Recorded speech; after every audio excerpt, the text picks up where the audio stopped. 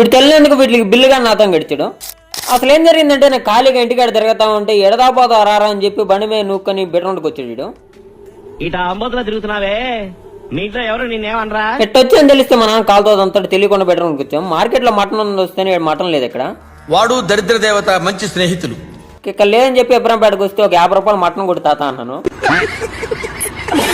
ఇంకా పై నుంచి కింద దాకా చూసాడు. ఇంక 300కి మటన్, ఒక 200కి చికెన్ కొట్టించాం తాత దగ్గర. ఇంకా పానీపూరి కాడికి వస్తే ఇక్కడ అమ్మాయిలు తప్ప అబ్బాయిలు ఎక్కువ ఉన్నారు. ఇంకా దొరకదని చెప్పి ఒక 1/2 ప్లేట్ గోబీ చెప్పాం. వీళ్ళు పిల్లోడు మాటలు ఏంటంటే నవ్వు వస్తున్నాయిడా.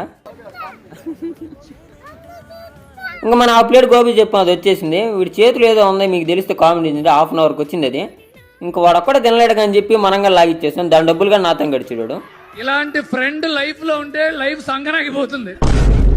వాడు చికెన్కి మటన్కి వచ్చి నాతో గడిచాడు డబ్బులు, ఆడితే పనే కాదు. ఇంకా దోమలు ఆడంటే ఆడ కొడుతున్నాయి అని చెప్పి ఆడో మాసు కొన్నాను 70 రూపాయలు పెట్టి. మా నాన్నకి తెలిస్తే నా సంగతి అంతే.